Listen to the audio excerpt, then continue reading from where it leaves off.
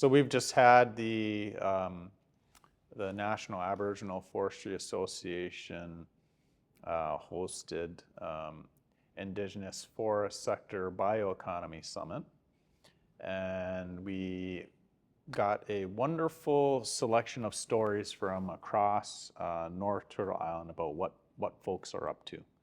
And I don't know, I'm just blown away. I'm just humbled by the creativity of the Indigenous forest sector. I'm blown away by the volume and the breadth and the depth of what people are up to. I think what we heard from the First Nations delegates here is their hopes and their wishes for a better future on their forest homelands. And I think we had a dynamic selection of smaller scale youth-centered projects that are still very advanced and sophisticated, from youth in remote communities, doing the logging plans, cutting down their own biomass and their own ancestral traditional territory, bringing it into the community, making lumber, taking the offcuts, chipping it, putting them into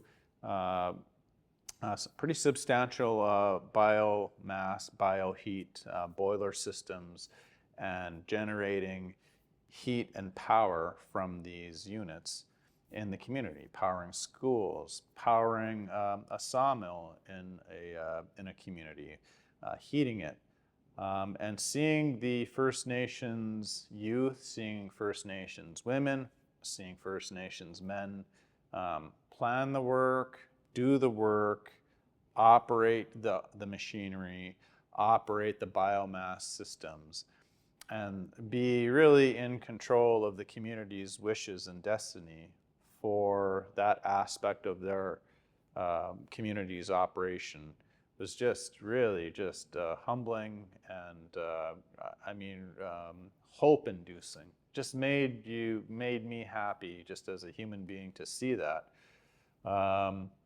That is part of I believe, the self-determination vision behind the National Aboriginal Forestry Association, behind what our members as First Nations, organizations, nations onto themselves, or businesses, their driving mandate is to really have that self-determination in their own Indigenous forest homeland, doing it according to the community culture and vision that they have worked so hard on over many, many decades and many, many lifetimes.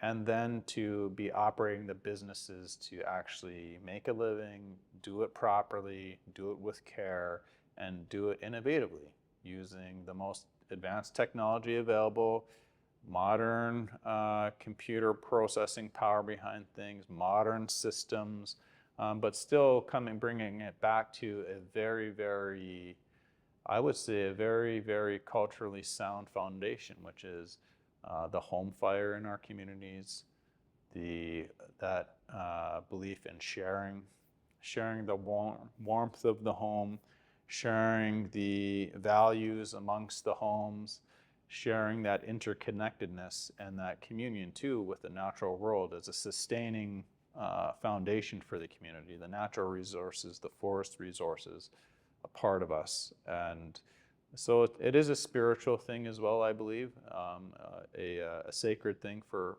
many of those nations, to be breathing life into their values, their spirituality, but then also their treaty rights and their negotiated rights and their human rights, but to still have a very practical benefit on their day-to-day life as well. So they covered pretty much all the bases, I believe, the speakers at the summit, and I think from the smaller scale, individual community scale, the smaller niche type of summit, all the way up to the larger scale industrial plant, the larger 8, 6, 4, 5 megawatt bioelectricity plant. The modularity and the commonality of purpose and scaling of the technology and the thought, I think it all aligns. So this is something that I believe that Canada needs more of, that our First Nations need more of in their forest homelands. And my hope is that with the storytelling through the pictures, through the video stories, that we can post these, combine it with the written proceedings and some of the video clips, and we can interest other communities, other youth, other men and women, education institutions, political institutions, to think big, think small, think medium, but to think innovatively and do something in the bioeconomy. So that's what my hopes are for the summit and for the materials that we're generating. What else would I want to talk about? I think we actually talked to a couple of the youth, had a couple interviews, and that was definitely a sort of a recurring theme. Okay. With getting the youth involved. Yeah. You want to speak to that a little bit? Yeah. Getting the youth involved. So we had the really fortunate situation of having youth operators now of startup biomass generation, bioenergy systems in small communities, to very large-scale youth operators of very large biomass, bioheat boiler systems that are used for regional heating for hundreds of homes. And in the latter case, the larger bioheat example, one of the most original, and I believe it may still be the largest biomass regional heating system at Ujibougamu Cree Nation. Their youth operator was operating and managing, and is a young person, a young Ujibougamu Cree, is running and managing their community's heating needs through a sophisticated system that included radiant heat, forced air heat exchangers, combinations of those, but all run off the biomass boilers that they maintain and that go through the whole community according to an Indigenous community plan. Very innovative. Also, now it's going on 3 decades that they've been operating it, and it's a young person from that community running that. And then to have the juxtaposition of the small remote flying community using a smaller version of that for single buildings. Usually they're schools, but they're doing it, and they have solar panels as well coupled with that.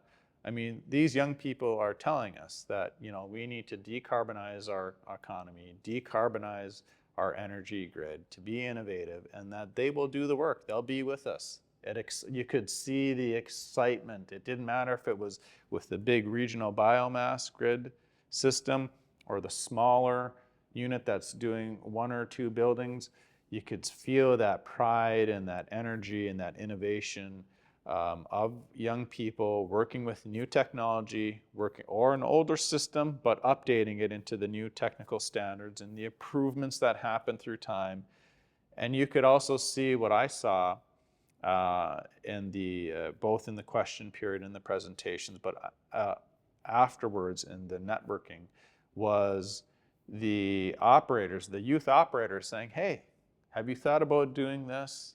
So transferring the knowledge and the technical expertise across community lines, tribal lines, political lines, but they were just getting right to the heart of knowledge transfer, industrial skills transfer, and that was just awesome.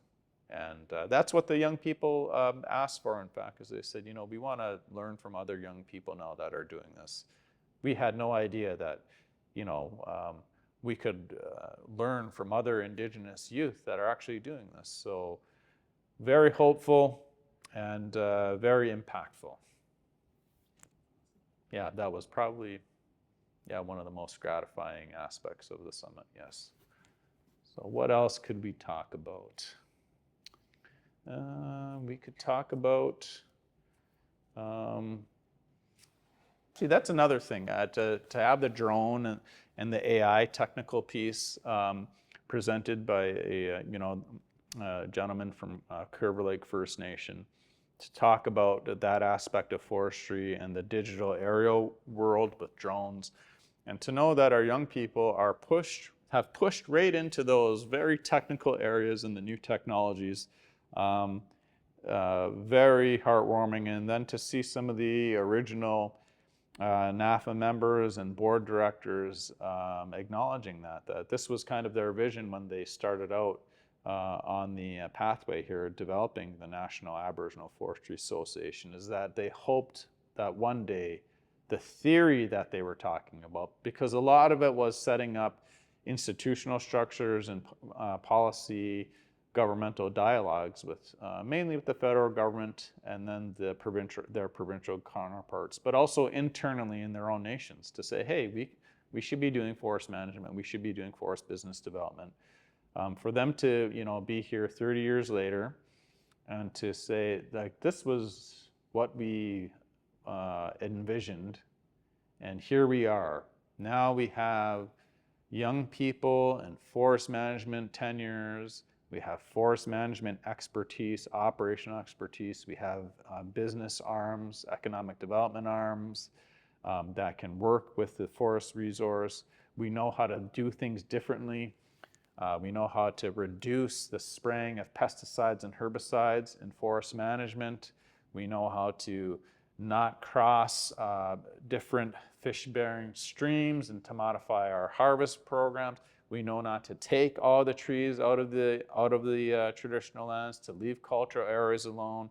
Like this was, to me, and looking at the historical archive, this was what the vision behind the National Aboriginal Forestry Association was. But it was theory. It was the political position that we can do this, and this is what our young people will do. And now there are actual mature business units full of skilled professional Indigenous people, but also non-Indigenous people who are our neighbors, who are our friends, who've intermarried into our communities, working together and doing this, but from an Indigenous, First Nations, local culture informed perspective and skill set. So to take all that goodness and to put it through their cultural matrix and their historical uniqueness, and then tailoring it to their forest homeland. That's another aspect to me that came through, and we got those comments from conference attendees. So that was very gratifying for the young people. One of the other things that I think I took away is the closing of the gender gap. So in Bingui, Nayashi, Anishinaabeg, formerly known as Sandpoint First Nation, and their sawmill, which is a custom cut, computerized, small-scale sawmill, their lead sawyer was a female band member, First Nation member, from Lac de Mille Lacs First Nation. And I made sure to go and shake her hand, because you could tell that she knew what she was doing in that machine. And I told her that you're an inspiration to all the young people. And I always tell First Nations leaders that actually First Nations women oftentimes are the best industrial operators of mills, because they have attention to detail. They don't rush.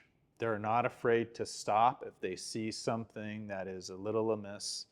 And they have that anti-energy, and which is exactly what the Lac de Mille Lac head lead sawyer told me. She says, I know how to run. I'm the boss around here, she said. See these boys? I tell them what to do and they listen. And she's in the cab, it's computerized and climate control. It's got all the controls, very technical work that she's doing, but you could just see that she just knew exactly what to do with that very big machinery, very complex machinery. And there was just excellence there in terms of a craft person, an industrial production professional, and that was awesome. And that is awesome. So that was another one. So I'm going to get her name, but she comes from the Lac de Mille Lac First Nation, but she works for the Bingui Neashi Anishinaabeg Papase Management Corporation. They're doing an awesome job there.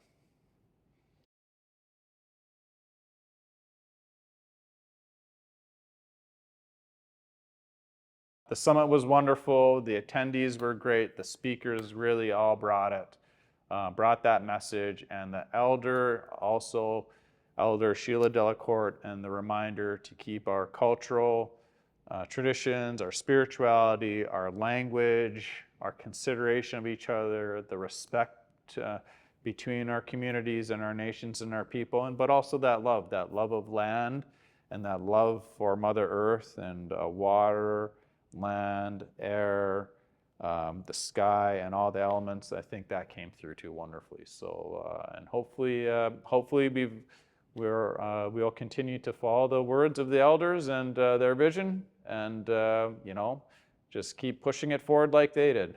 All right, thank you very much.